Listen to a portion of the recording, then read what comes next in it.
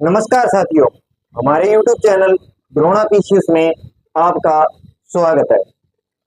अपने मनोविज्ञान के अंदर अधिगम पढ़ रहे थे और अधिगम के अंदर हमने व्यवहारवाद के सिद्धांत पढ़े थे। टॉपिक क्या चल रहा था? अधिगम। क्या चल रहा था? अधिगम। क्या चल रहा था? अधिगम। और अधिगम के अंदर ही क्या चल रहा था?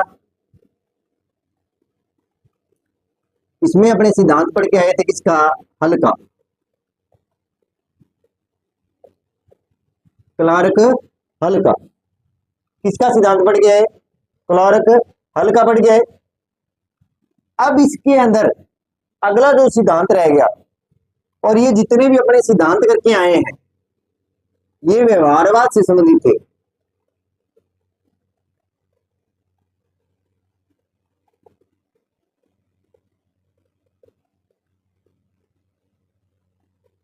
किससे संबंधित थे? व्यवहारवाद से। ठीक है, आज जो अपने जो सिद्धांत कर रहे हैं, ठीक है, और स्किनर का हल का सिद्धांत, क्लार्क हल का सिद्धांत था, ठीक है, जिसको क्या कहते हैं? प्रबलन या पुनर्बलन। प्रबलन या पुनर्बलन का सिद्धांत भी कहते हैं। बात समझ में? इसके बारे में अपने विस्तार से चर्चा कर चुके थे कि इन सिद्धांत के बारे में चर्चा कर चुके थे। अब आगे एक सिद्धांत छोटा सा बचता है, समीपता अनुबंधन का सिद्धांत। कौन सा सिद्धांत बचता है? समीपता। क्या है? समीपता। क्या है? समीपता अनुबंधन। अनुबंधन का सिद्धांत ये है, या स्थापना पन्नता, या इसे क्या कहते हैं? पन्नता का सिद्धांत ये भी कहते हैं। ये दोनों एक ही सिद्धांत है, और ये किसने दिया था? एडविन गुथरी ने। किसने दिया? एडविन गुथरी। किसने दिया? एडविन गुथरी ने दिया था। ये सिद्धांत किसने दिया? समीपता अनुबंधन या स्थापनता का सिद्धांत किसने दिया था? एडविन गुथरी ने दिया था। किसने दिया था? समीपता अनुबंधन का सिद्धांत या स्थापनता का सिद्धांत किसने दिया था? एडविन गुथरी ने। और एडविन जो गुथरी थे उसने प्रयोग किस पे किया था? एडविन गुथरी ने प्रयोग किस पे किया था? खरगोश पर। किस पर प्रयोग किया? खरगोश पर प्रयोग किया था। किस पे प्रयोग किया? एडविन जो गुथरी थे इन्होंने प्रयोग किस पे किया था? खरगोश पर प्रयोग किया था। किस पे? खरगोश पर। अब देखो, एडविन जो गुथरी थे, एडविन जो गुथरी थे उन्होंने उद्दीपन तथा अनुक्रिया के मध्य स्थापना का कार्य। उन्होंने कहा कि उद्दीपन व अनुक्रिया, उद्दीपन या अनुक्रिया, चाहे उद्दीपन है चाहे अनुक्रिया के मध्य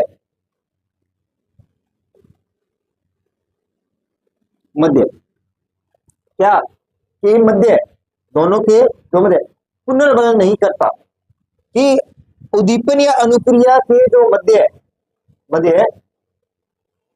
मध्य संबंध स्थापना का कार्य, संबंध स्थापना का कार्य के जो स्थापना, कहने का मतलब है चाहे उद्दीपन है चाहे अनुक्रिया के मध्य के जो स्थापना, संबंध स्थापना का जो कार्य है वो पुनर्बलन नहीं करता। क्या नहीं करता, कौन नहीं करता? पुनर्वलन नहीं करता। कहने का मतलब ये पुनर्वलन के क्या थे? खिलाफ थे। कि उद्दीपन और अनुक्रिया के मध्य, चाहे उद्दीपन है चाहे अनुक्रिया है, इन दोनों के बीच में जो संबंध स्थापित है वो किसके कारण नहीं मानते? पुनर्बलन के कारण नहीं मानते। कौन नहीं मानते? एडविन गुथरी। ये प्रश्न आने को आ सकता है, ध्यान रखना। वो ये दे सकता है उद्दीपक और अनुक्रिया के मध्य संबंध स्थापना का कार्य पुनर्बलन के द्वारा नहीं होता। यह विचार किसका है? एडविन गुथरी का है। क्या है? कि उद्दीपन और अनुक्रिया के मध्य जो संबंध का जो कार्य है, दोनों के बीच संबंध का जो कार्य है वो क्या नहीं है? पुनर्बलन नहीं है। क्या नहीं है? पुनर्बलन नहीं है। ये बात कौन कहते हैं? एडविन गुथरी कहते हैं। ये बात कौन कहते हैं? एडविन गुथरी कहते हैं। देखो, समीपता अनुबंधन का सिद्धांत या स्थापनता का सिद्धांत किसने दिया? एडविन गुथरी ने। एडविन गुथरी ने प्रयोग किस पे किया था? खरगोश पर। ये बात कहते हैं कि उद्दीपन और अनुक्रिया के मध्य जो संबंध की स्थापना का कार्य है वो किसके द्वारा नहीं होता? पुनर्बलन के द्वारा नहीं होता। ये बात किसने कही थी? एडविन गुथरी ने कही। किसने कही? एडविन गुथरी। अब बात करते हैं आगे।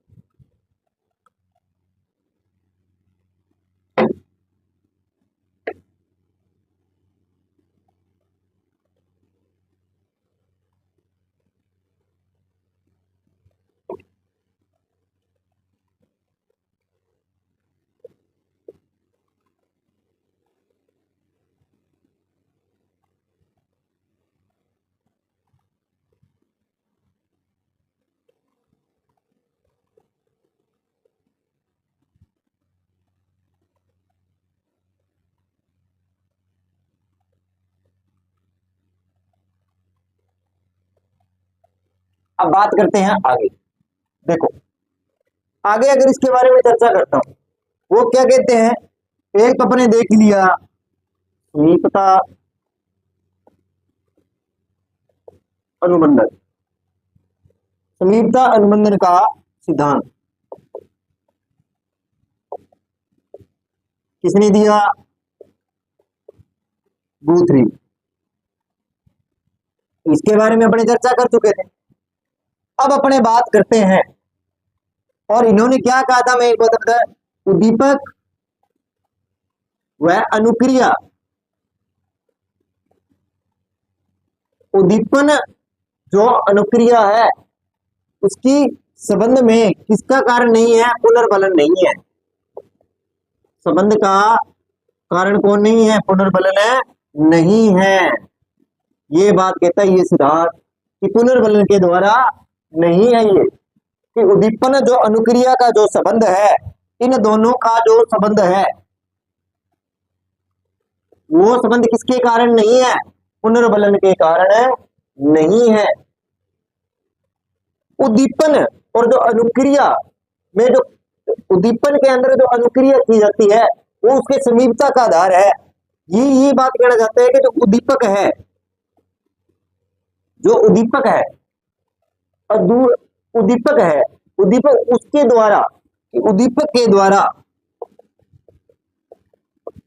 इसके द्वारा, उद्दीपक के द्वारा की जाने वाली अनुक्रिया,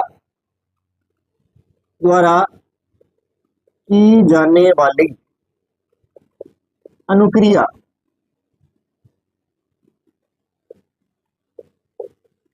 उसके समीपता का आधार है।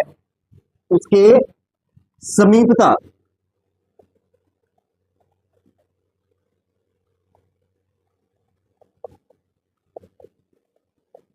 क्या आधार है? कि उसकी समीपता का आधार है वो उद्दीपक व अनुक्रिया में की जाने वाली जो अनुक्रिया है उसकी किसका आधार है? समीपता का आधार है। कैसा आधार है? समीपता का आधार माना जाता है। किसका आधार माना जाता है? समीपता का आधार माना जाता है। किसका आधार मानेंगे अपने? समीपता का आधार माना जाएगा। बात समझ में आई? अब इस सिद्धांत में मेन चीज क्या है, देखो आपको ध्यान क्या रखना है इसमें, एक तो सिद्धांत का नाम ही ध्यान रखना है। ये सिद्धांत इतना ही है, छोटा सा सिद्धांत है। एक तो ये ध्यान रखना है समीपता अनुबंधन सिद्धांत था किसका, या पंता का सिद्धांत किसने दिया? एडविन गुथरी ने। किसने दिया? एडविन गुथरी। एक तो आपको ये चीज ध्यान इंपॉर्टेंट है इसमें, एक आपसे ये पूछा जा सकता है कि उद्दीपन व अनुक्रिया में संबंध,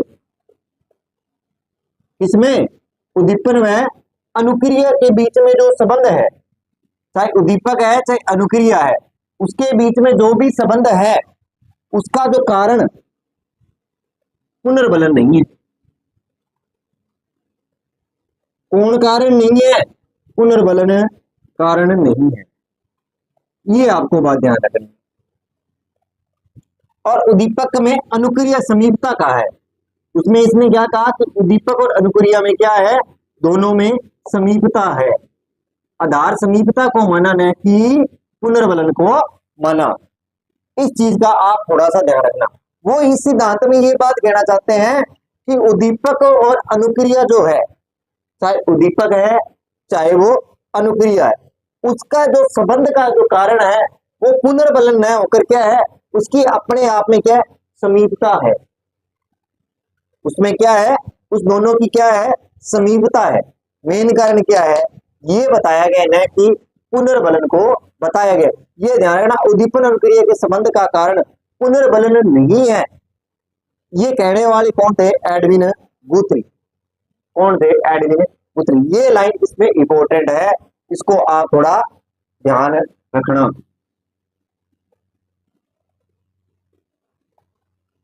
बात समझ में आई?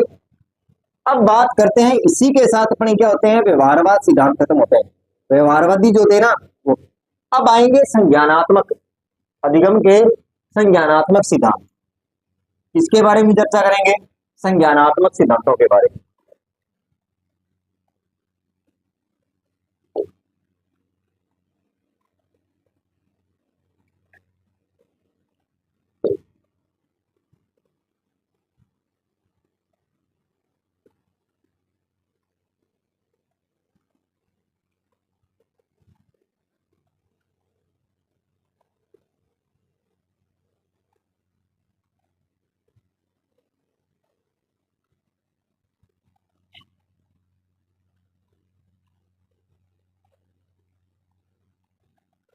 देखो अब करते हैं अधिगम के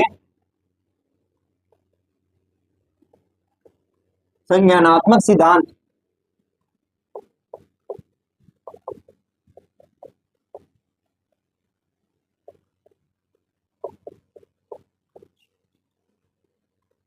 क्या करेंगे?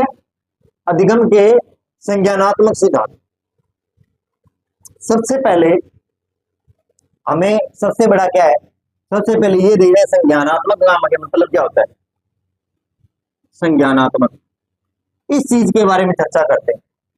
भी संज्ञानात्मक चीज है क्या? संज्ञानात्मक किसको कहा जाएगा?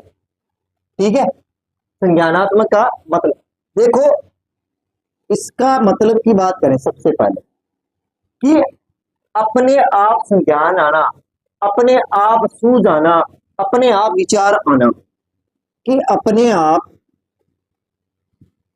सूझ आना या सुझाव आना। कि आपको एक उदाहरण देता हूं इसमें, कि आप प्रश्न, कोई मैथ का प्रश्न है,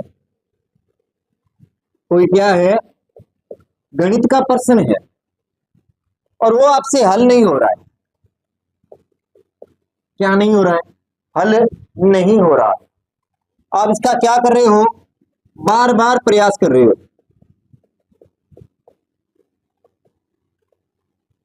ठीक है। पर उसके बाद में आपको संज्ञान आ जाता है, क्या आ जाता है, सुझाव आ जाता है। क्या आ जाता है, कोई सुझाव आ जाता है, और उस सुझाव के कारण आपका प्रश्न क्या हो जाता है, सही हो जाता है। अब ये जो प्रक्रिया है ना, इस प्रक्रिया को क्या कहते हैं, संज्ञानात्मक, या सूझ आना, या सुझाव आना। ठीक है, इसे क्या कहा गया है, संज्ञानात्मक कहा गया है। कहने का मतलब अपने आप कोई ना कोई मस्तिष्क में सुझाव आना, क्या आना, मस्तिष्क में कोई ना कोई क्या आना, सुझाव। और देखो सुझाव कब आएगा, इसके पीछे भी एक कारण है। सुझाव आपको कब आएगा, सुझाव आपको तब आएगा जब आपके पास कोई उसके साधन न हो। क्या ना हो, कोई आपके पास उसे हल करने का साधन न बचा हो। आपने सारे प्रयास करके देख लिए, आपने क्या करके देख लिए, उसमें सारे प्रयास करके देख लिए, पर वो चीज आपसे क्या नहीं हो रही है, हल नहीं। उसके बाद में कहते हैं ना, मैं आइडियो लगायू, वो आइडिया है ना, जो आइडिया, जो आपने आइडिया लगाया, वो आइडिया ही क्या है, संज्ञानात्मक है। वो ही क्या है, संज्ञानात्मक है। कहने का मतलब अगर आप से पहले आप हल करने में विफल रह गई, आप उसके लिए क्या करें, बार बार प्रयास करें, उसके बाद में जो आपके मन में सुझाव आ जाए, और वो सुझाव ऐसा हो जिससे क्या हो, वो समस्या का क्या हो जाए, हल हो जाए, वही क्या कहलाता है, संज्ञानात्मक सिद्धांत कहलाता है। क्या कहलाते हैं, संज्ञानात्मक कहलाते हैं, कि जिसके माध्यम से अपनी समस्या का क्या हो जाए, हल हो जाए। उसको टुकड़ों में न करके क्या है, कि कहने का मतलब है, इसमें वो भी आगे चीजें बताऊंगा। संज्ञानात्मक मतलब तो है सूझ, अपने आप कोई ना कोई विचार आना, अपने आप कोई ना कोई क्या आना, विचार आना, अपने आप ही क्या आना, कोई ना कोई क्या आना, कोई ना कोई क्या आना, विचार आना, वही क्या है, संज्ञानात्मक है। अब बात करते हैं आगे।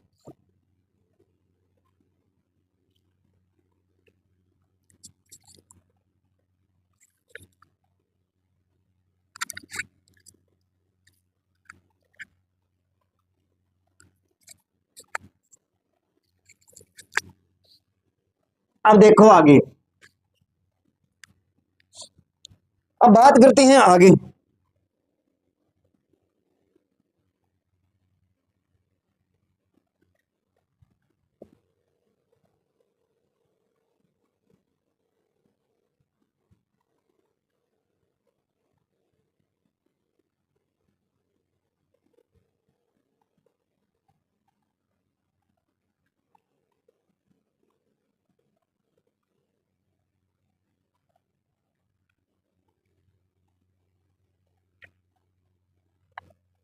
अब देखो आगे, अधिगम के संज्ञानात्मक सिद्धांत हो गया। अब अपने बात करते हैं पहले सिद्धांत की, इसके अंदर गेस्टाल्टवाद। गेस्टाल्टवाद क्या कहते हैं, गेस्टाल्टवाद भी कहते हैं, सूझ का सिद्धांत भी कहते हैं। इसका सिद्धांत कहते हैं, सूझ का सिद्धांत भी कहते हैं, अंतर्दृष्टि अधिगम का सिद्धांत भी कहते हैं। अंतर्दृष्टि, अंतर्दृष्टि अधिगम का सिद्धांत।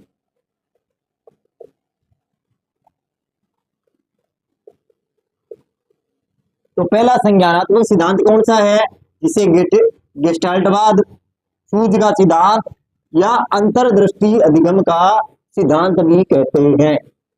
बात समझ में आई। अब बात करते हैं इसके उपनामों के बारे में। पहले सिद्धांत का नाम गेस्टाल्टवाद, सूझ का सिद्धांत, या अंतर्दृष्टि अधिगम का सिद्धांत। बात समझ में आई, इसके बारे में अपनी चर्चा करते हैं।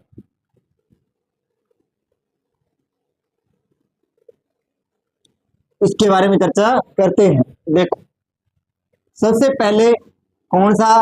गेस्टाल्टवाद, सूझ का सिद्धांत और अंतर्दृष्टि का सिद्धांत। एक ही सिद्धांत है। अब इसके देखते हैं उपनाम। किसके बारे में चर्चा करूंगा? उपनामों के बारे में। इसे पूर्णकार सिद्धांत भी कहते हैं। क्या कहते हैं? पूर्णकार सिद्धांत। ये भी इसी का नाम है। बात समझ में आई? समग्र सिद्धांत, दूसरा इसका नाम क्या है? समग्र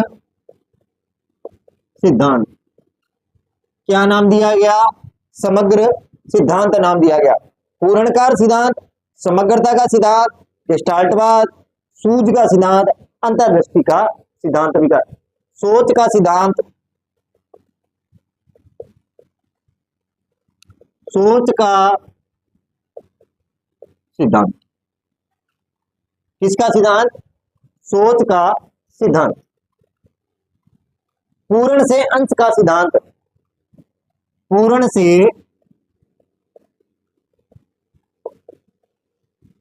अंश का सिद्धांत। इसे और किस नाम से जानते हैं? पूर्ण से अंश का सिद्धांत भी कहा जाता है। बात समझ में? अंतर्दृष्टि का सिद्धांत मैं करवा चुका हूं। सूझ का सिद्धांत भी कहते हैं, गेस्टाल्टवाद भी कहते हैं। ये इनके पूर्ण नाम हैं। इनमें से कोई नाम देके पूछा जा सकता है। तो देखो, चाहे वो गेस्टाल्टवाद हो, सूझ का सिद्धांत हो, अंतर्दृष्टि का सिद्धांत हो, पूर्णकार का सिद्धांत हो, समग्र सिद्धांत हो, सोच का सिद्धांत हो, चाहे पूर्ण से अंश का सिद्धांत हो। ठीक है, ये किसके अंतर्गत है? ये किसका नाम है? संज्ञानात्मक सिद्धांत का। ये पहले सिद्धांत की क्या है? जो ग्रेटेस्ट अवार्ड की क्या है? उपवाद है, या अंतर्दृष्टि अधिगम के उपनाम है। वो आपसे पूछा जा सकता है कौन सा सिद्धांत उसके उपनामों में नहीं। इसका थोड़ा सा ध्यान रखना। अब अपने बात करते हैं, गेस्टाल्टवाद जो है ये कहाँ का शब्द है, क्या है, क्या नहीं। देखो, 20वीं शताब्दी, कौन सी शताब्दी की बात करेंगे अपने? 20वीं शताब्दी। कौन सी शताब्दी की बात करेंगे? 20वीं शताब्दी के अंदर 1920 में। कब की बात है ये? 1920 में। कब की बात कर रहे हैं अपने? 1920 की बात कर रहे हैं। गेस्टाल्टवाद संप्रदाय स्कूल,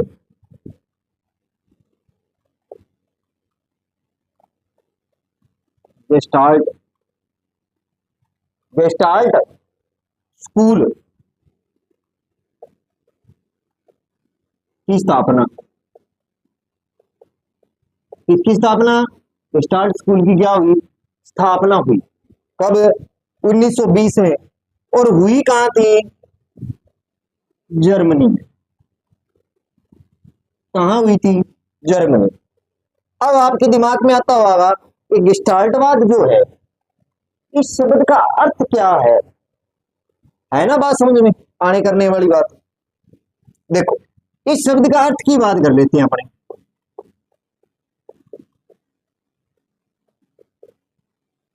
तो ये जो शब्द है, इसकी भाषा जर्मनी भाषा है।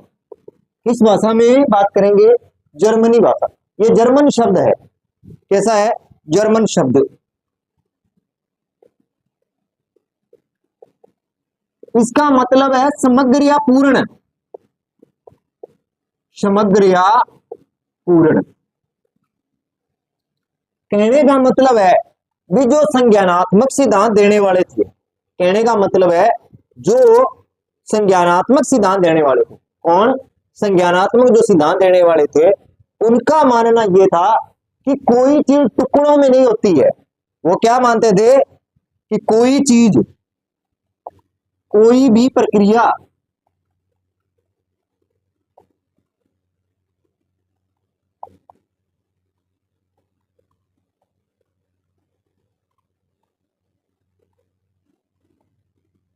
क्या नहीं होती है? टुकड़ों में नहीं होती है। उनका क्या मानना था? उनका मानना था भी कोई भी जो प्रक्रिया है वो क्या नहीं होती है, टुकड़ों में नहीं होती है। किसमें नहीं होती है, टुकड़ों में नहीं होती है। बात समझ में आई। वो कहते हैं कि समग्र और पूर्ण होती है, इसे कोई भी प्रक्रिया है वो क्या होगी, पूर्ण, बिल्कुल क्या होगी, पूर्ण ही होगी, वो टुकड़ों में न बढ़ सकती। वो कहने का मतलब था कि वो टुकड़ों में नहीं बांटना चाहते थे। अब बात करते हैं आगे। तो अब बात समझ में, गेस्टाल्टवाद का मतलब जर्मन शब्द में समग्र या पूर्ण क्या होता है, समग्र या पूर्ण होता है। अब बात करते हैं ये सिद्धांत दिया किसने था, इनके प्रतिपादक कौन थे। किसके बारे में बात करेंगे, प्रतिपादक के बारे में बात करेंगे।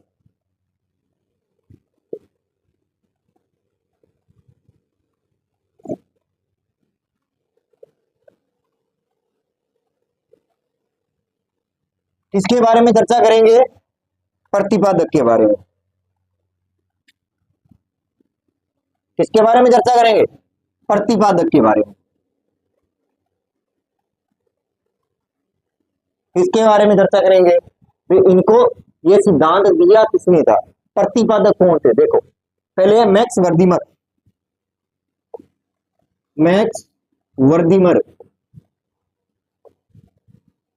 पहले कौन थे, मैक्स वर्दीमर। दूसरा था कोलर। दूसरा कौन थे, कोलर थी, ठीक है। तीसरा कौन था, कोफा। कोफका। कोफका। और चौथा था टूट लेविन। क्या था, टूट लेविन। इसका तो खुद का भी सिद्धांत आएगा, लेविन का सिद्धांत, टूट लेविन। ज्यादातर ये पूछे जाते हैं तीन, वर्दीमर, कोला और कोफा। देखो इसको याद करने का, देखो एक ड्रेस है, एक क्या है, वर्दी है। आप इस ट्रिक से ध्यान रखना, वर्दी, उसके क्या लगी है, एक कॉलर भी लगी है। उसके क्या लगी है, एक कॉलर भी लगी है।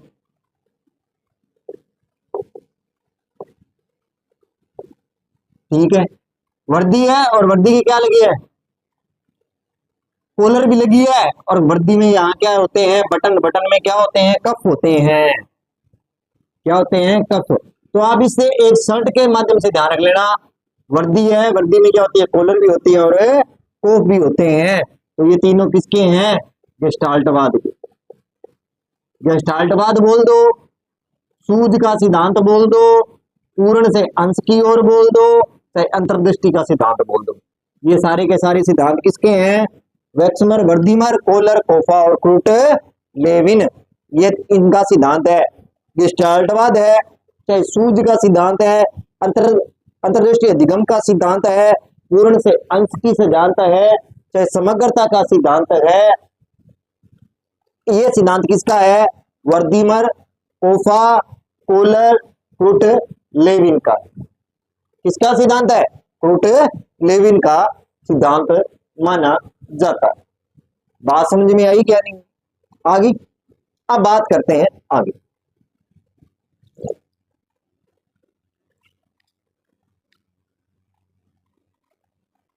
अब बात करते हैं आगे, आगे इसके अंदर क्या है। और इन्होंने किसका नाम दिया था, गेस्टाल्टवाद का नाम दिया था, ये और नोट कर लो आप।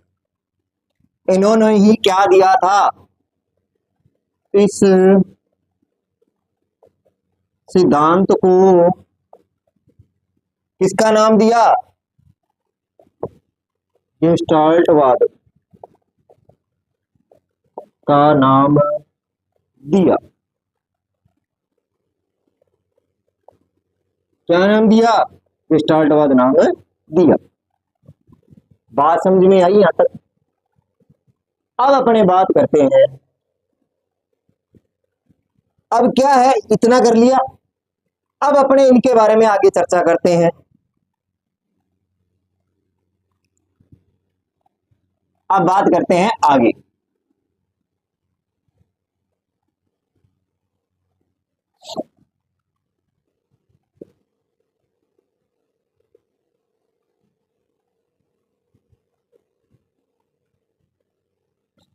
अब क्या करते हैं, बात आगे करते हैं। अब इसमें देखते हैं आगे। अब आपको पता लग गया इस सिद्धांत को कहते क्या है, यहां तक पता लग गया। दिया किसने, ये भी पता लग गया। गेस्ट वर्ड का अर्थ क्या होता है, ये भी पता लग गया। ये कहां का था, ये भी पता लग गया। कौन सी शताब्दी में, तो 20वीं शताब्दी। और 20वीं शताब्दी में जैसे 1920 की बात कही गई। यहां तक आपको पता लगे कि इसमें क्या इसमें क्या है, इस सिद्धांत में संपूर्ण गुणों का पता चलता है। संपूर्ण गुणों का पता चलता है, कि संपूर्ण गुणों का पता चलता है।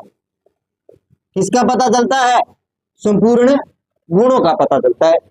कि इसमें टुकड़ों में न बांटकर, इनका कहने का मतलब यह था, टुकड़ों में न बांटकर संपूर्ण का पता लगाना। व्यवहारवादी क्या है कि टुकड़ों में पढ़ो, ये कहते हैं एक बार में,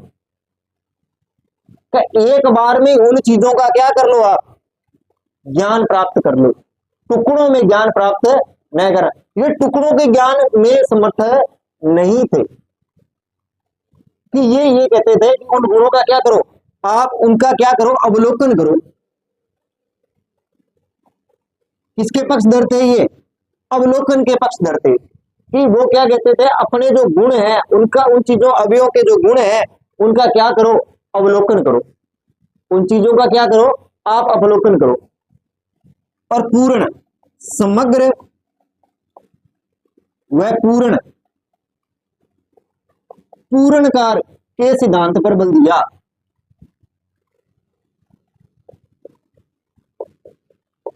सिद्धांत पर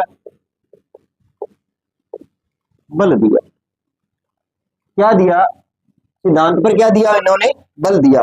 कि संपूर्ण गुणों का पता चले। कि वो कहते थे कि टुकड़ों में न बांटे किसी चीज को।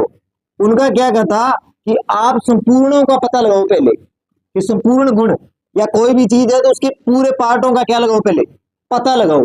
टुकड़ों में उस चीज को न बांटो, पहले पहले उनके बारे में क्या करो, पूरी विस्तृत जानकारी प्राप्त करो, उसके बाद में उन चीजों के बारे में पढ़ो। अब बात करते हैं आगे।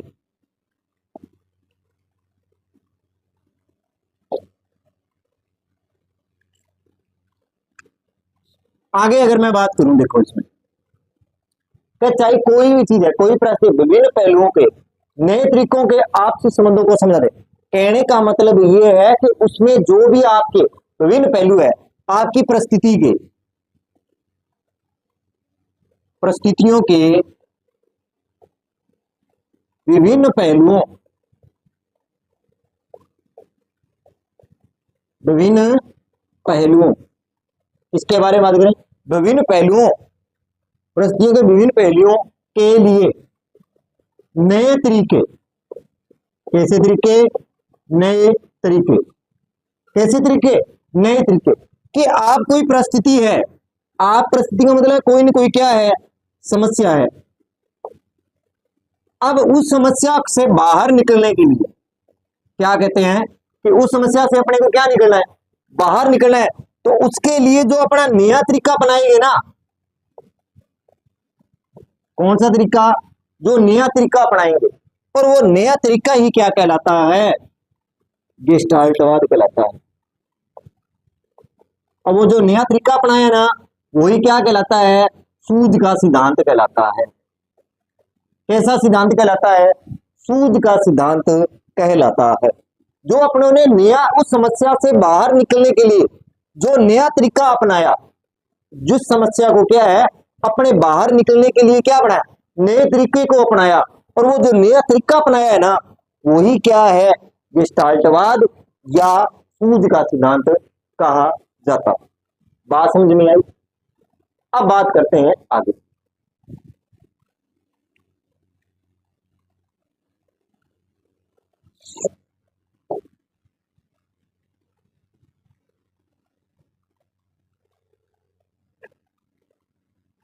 और प्रत्यक्षीकरण के द्वारा,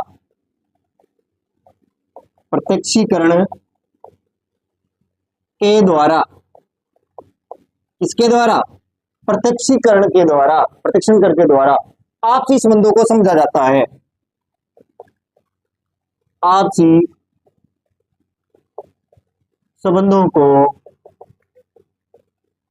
समझा जाता है।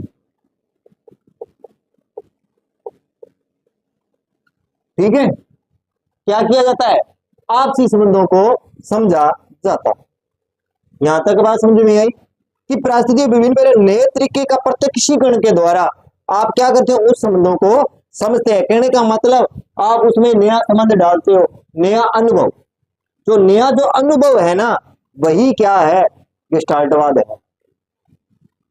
जो आप नया अनुभव लेके आते हो और कुछ कार्यों को सीखते हैं। जैसे अब ये क्या कहते हैं कि आप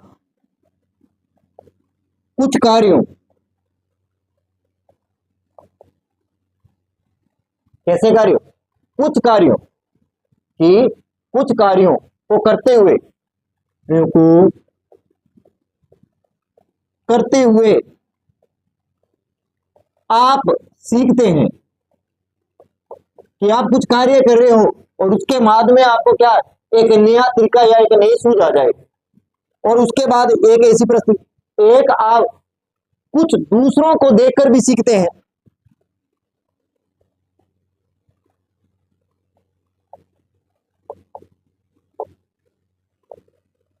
तो देखकर भी सीखते हैं। क्या करते हैं? दूसरों को देखकर भी क्या करते हैं? सीखते हैं। दूसरों को देखकर भी क्या कर लेते हैं? सीख लेते हैं। और कुछ कार्य ऐसे होते हैं जिसे हम बिना बताए अपने आप सीख जाते हैं। और कुछ कार्य क्या होते हैं?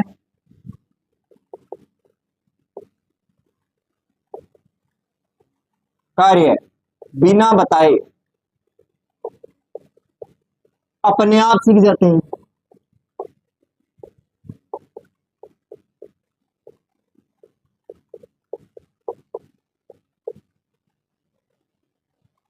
जैसे उदाहरण के लिए,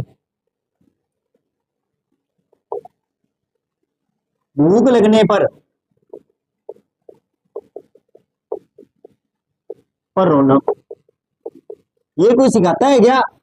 ये क्या करते हैं? अपने आप सीख जाते हैं कि भूख लगने पर क्या, रोना। ये कार्य क्या है? ये कोई सिखाता है क्या अपने को? नहीं, अपने आप बच्चा सीख जाता है। और अपने दूसरों, जैसे आज शर्ट के बटन जड़ने हैं, तो बच्चा क्या है? देख के क्या करता है? सीख जाता है।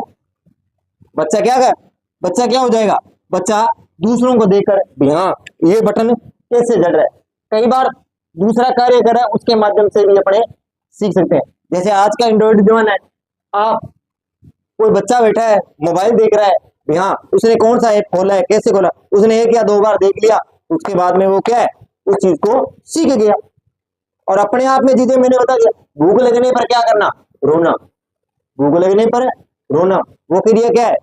कुछ कार्य बिना बताए अपने आप ही सीख जाते हैं। उसे बताने की जरूरत नहीं होती है। क्या नहीं होती है? किसी भी प्रकार की कोई भी जरूरत नहीं होती है। बिना बताए सीख जाना, क्या उसके लिए कोई आपको अलग से ट्रेनिंग देने की जरूरत नहीं है। तो इस प्रक्रिया को क्या कहते हैं? जो मैंने चीजें बताई, इसे सूझ का सिद्धांत कहते हैं। इसे ही क्या कहते हैं? सूझ का सिद्धांत कहते हैं। अब बात करते हैं आगे।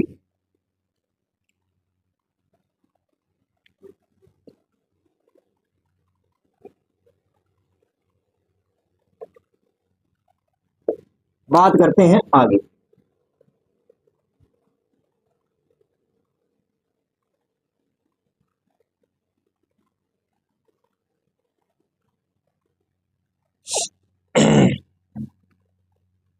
अब बात करते हैं आगे, इसके बारे में गुडमोद्य क्या कहते हैं? इन्होंने क्या कहा है? गुडमोद्य ने क्या कहा है कि सूझ वास्तविक स्थिति का आस्मिक, निश्चित और तत्कालिक ज्ञान है। सूझ वास्तविक, क्या? सूझ वास्तविक स्थिति, वास्तविक स्थिति का आकस्मिक, क्या आकस्मिक, निश्चित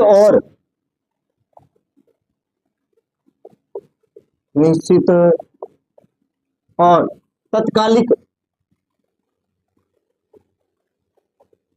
तत्कालीन, क्या है, तत्कालिक ज्ञान है कि इसके लिए कोई समय नहीं होता है। आकस्मिक मतलब तुरंत, आकस्मिक मतलब तुरंत ज्ञान में कोई चीज आनी, परिस्थिति के अनुसार।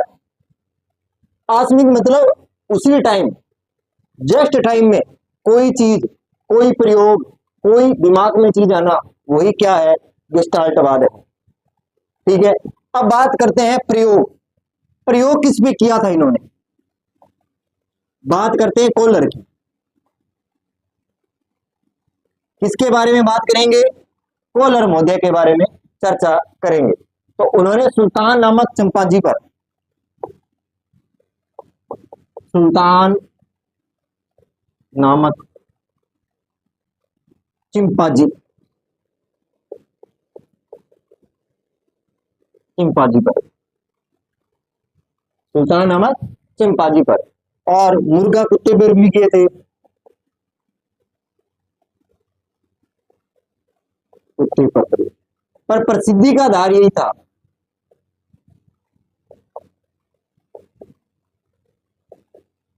प्रसिद्धि का आधार यही सिद्धांत था।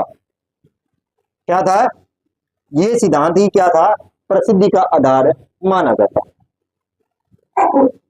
कौन माना जाता है प्रसिद्धि का आधार, यही माना जाता है। कौन सा, सुल्तान नामक चिंपाजी पर जो सिद्धांत दिया, वो क्या माना जाता है, महत्वपूर्ण माना जाता है। तो आज अपने किसके बारे में चर्चा की, संज्ञानात्मक सिद्धांत के बारे में चर्चा की, और उसमें भी किसका, गेस्टाल्टवाद का, जिसे कोफा कोहलर और वर्दीबर और कुटलेविन ने जो सिद्धांत दिया, उनका मतलब है टुकड़ों में न देकर संपूर्ण ज्ञान एक जिया और आकस्मिक निधि के द्वारा जो कोई समस्या आ गई तुरंत हल करना, उस समस्या को तुरंत ही हल करना, ये क्या था, गेस्टाल्टवाद का सिद्धांत था। तो आज के लिए इतना ही। अगर आपको मेरी क्लास अच्छी लगी हो, लाइक करें, कमेंट करें, चैनल को सब्सक्राइब करें। धन्यवाद।